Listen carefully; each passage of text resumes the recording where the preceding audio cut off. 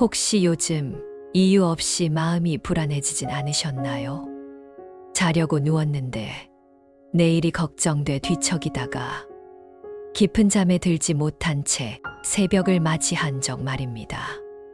50 이후의 삶은 젊을 때와는 또 다른 불안을 품습니다.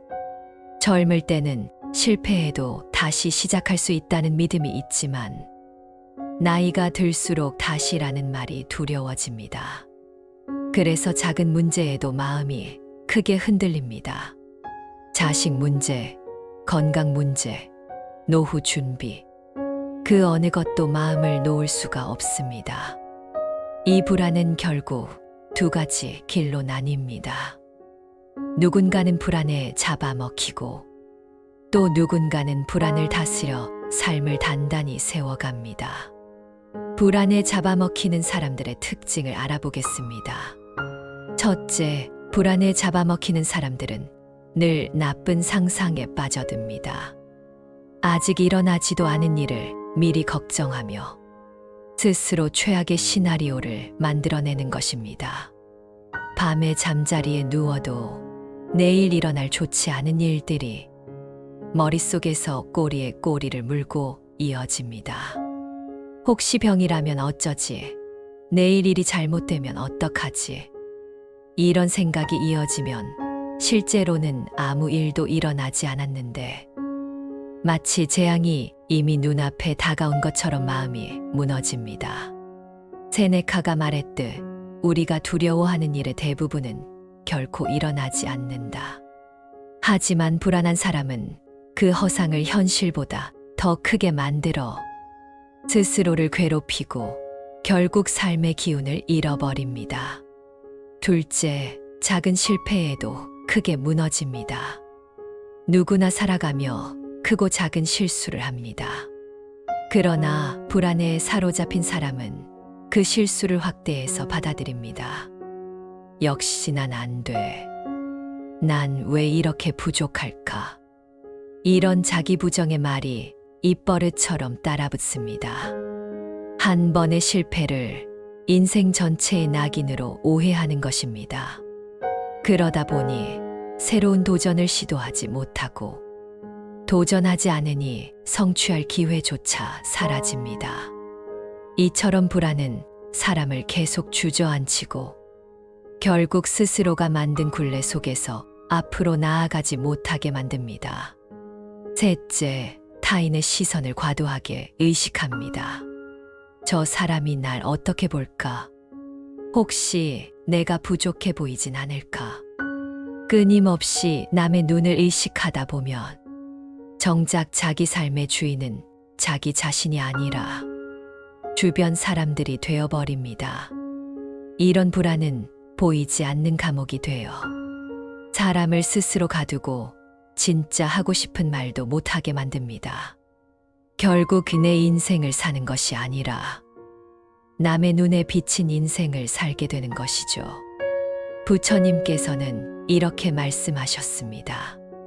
타인의 평가에 집착하는 순간 너의 삶은 이미 너의 것이 아니다.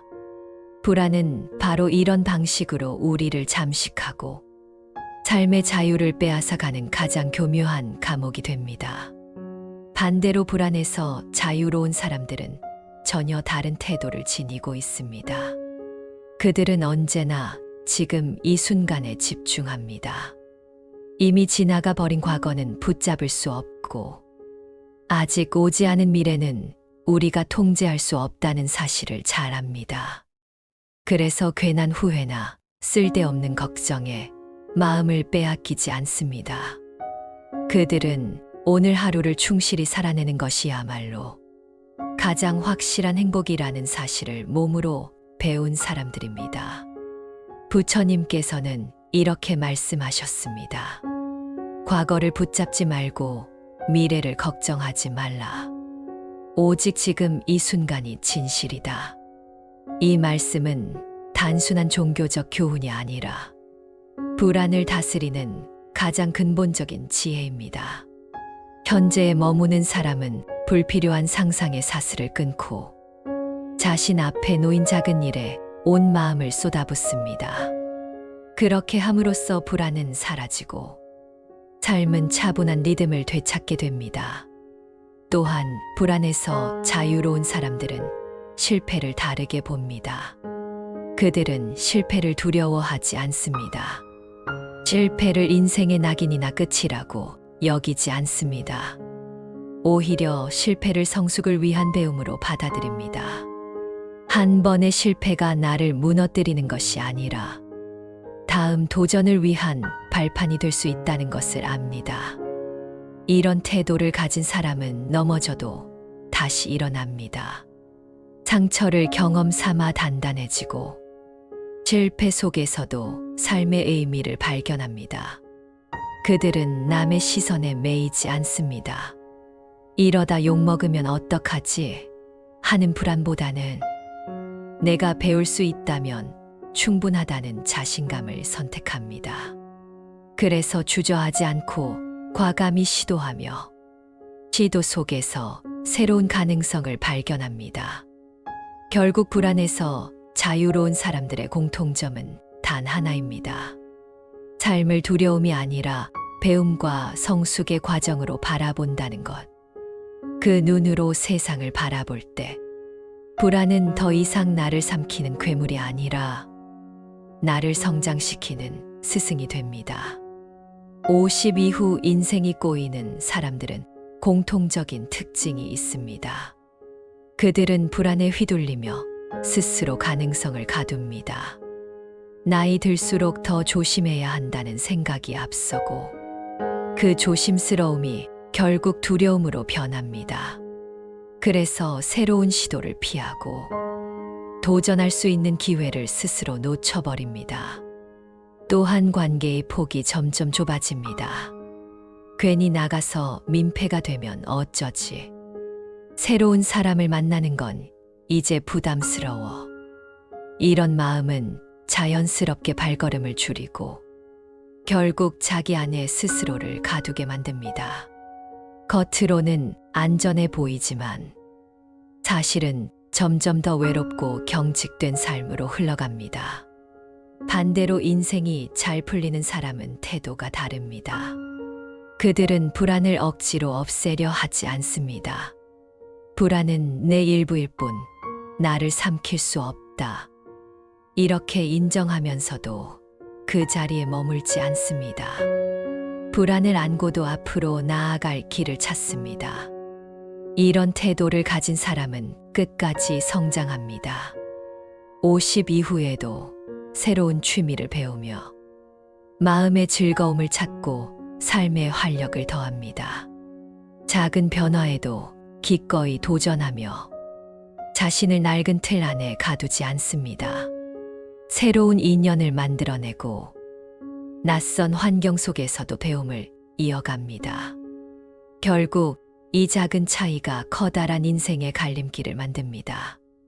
불안에 머무르는 사람은 세월과 함께 점점 갇히고 불안을 딛고 나아가는 사람은 세월이 흐를수록 오히려 더 넓은 세상을 만납니다.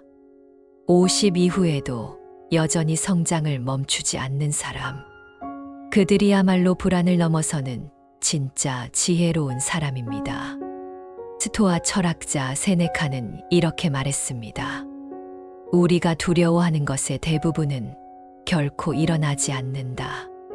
짧지만 깊은 이 말은 오늘을 사는 우리에게 큰 울림을 줍니다.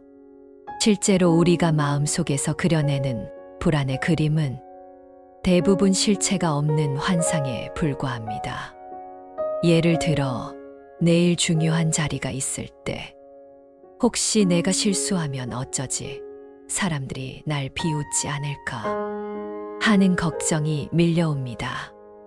그러나 막상 그 자리가 끝나고 돌아보면 우리가 상상했던 최악의 상황은 거의 일어나지 않습니다. 오히려 괜찮게 지나가거나 생각보다 훨씬 가볍게 끝나는 경우가 많습니다. 세네카의 말처럼 우리는 존재하지도 않는 허상과 싸우느라 현재의 에너지를 허비하고 있는 것입니다. 우리가 상상 속에서 만든 불안은 실체 없는 그림자입니다. 그 그림자에 잡아먹히면 현실의 삶은 점점 메말라 갑니다. 사실은 아무 문제도 없는데 마음이 끊임없이 무너집니다. 그 허상에 사로잡히는 것이야말로 삶을 가장 불행하게 만드는 진짜 이유입니다. 철학자 쇼펜하우어 또한 비슷한 통찰을 남겼습니다. 인간의 불행은 마음의 방향에 달려 있다. 이 말은 곧 현실의 사건이 우리를 불행하게 만드는 것이 아니라 그 사건을 해석하는 마음의 태도가 불행을 만들어낸다는 뜻입니다. 같은 일을 겪더라도 누군가는 좌절하고 또 누군가는 성장의 계기로 삼습니다.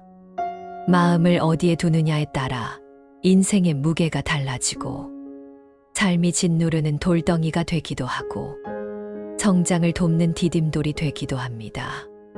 불안 역시 마찬가지입니다. 마음을 불안에 고정하면 그 불안은 끝없는 감옥이 됩니다.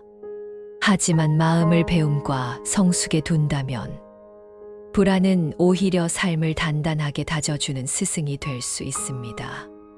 결국 철학자들의 말이 전하는 메시지는 하나입니다. 불안의 문제는 외부가 아니라 내부에 있다는 것. 우리의 마음이 어떤 방향을 선택하느냐에 따라 인생은 불행으로도 지혜로도 달라질 수 있다는 사실입니다. 그렇다면 어떻게 불안을 다스릴 수 있을까요? 불안을 완전히 없애겠다는 발상은 오히려 더 큰 불안을 낳습니다.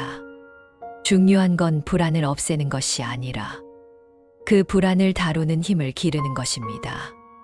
첫째, 작게 시작하기입니다. 불안을 다스리는 가장 확실한 방법은 머릿속에서 맴도는 생각을 행동으로 전환하는 것입니다. 하루 10분 산책, 책상 위 작은 정리, 가까운 이웃과 나누는 짧은 대화. 겉보기에 사소한 움직임 같지만 이 작은 실천이 마음의 안개를 걷어내는 힘이 됩니다.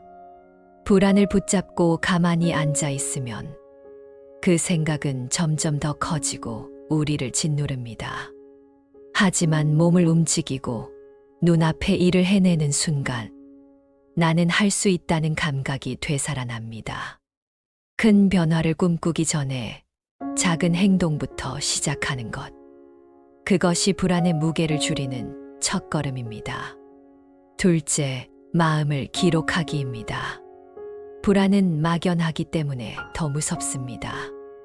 머릿속에서만 맴도는 생각은 끝없이 증폭되지만 종이에 적는 순간 그 불안은 형태를 드러냅니다.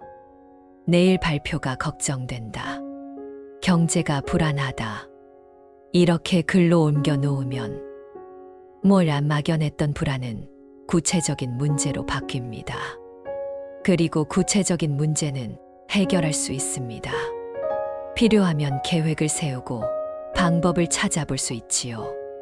글로 쓰는 순간 마음의 혼란은 차분한 정리로 변합니다. 쇼펜하우어는 생각은 마음의 그림자라 했습니다. 그림자를 밖으로 꺼내어 볼 때 마음은 한결 가벼워집니다. 셋째, 좋은 사람과 함께하기입니다. 불안은 혼자일 때 더 커집니다. 고독 속에서 불안은 소리를 키우고 작은 걱정도 산처럼 불어나게 만듭니다.